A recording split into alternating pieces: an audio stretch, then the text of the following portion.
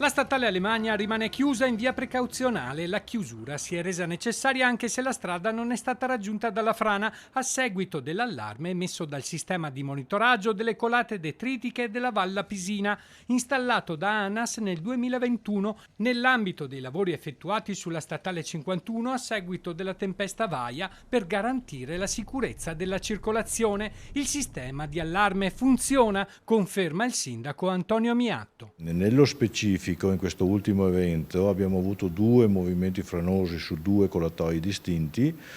Sul primo non è successo nulla, nella seconda invece, nel secondo colatoio è avvenuto un grosso movimento franoso che però si è fermato in quota. Quest'ultimo movimento ha però rovinato tutto il sistema dei sensori posti sul colatoio, per questo la statale 51 rimarrà chiusa per il tempo strettamente necessario al ripristino delle opere di protezione dell'impianto di allarme.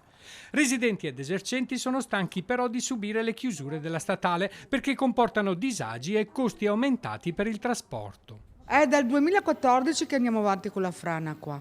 Da tempo si chiedono delle gallerie artificiali in corrispondenza delle frane in grado di eliminare il problema una volta per tutte, come si fece per proteggere la ferrovia negli anni 30.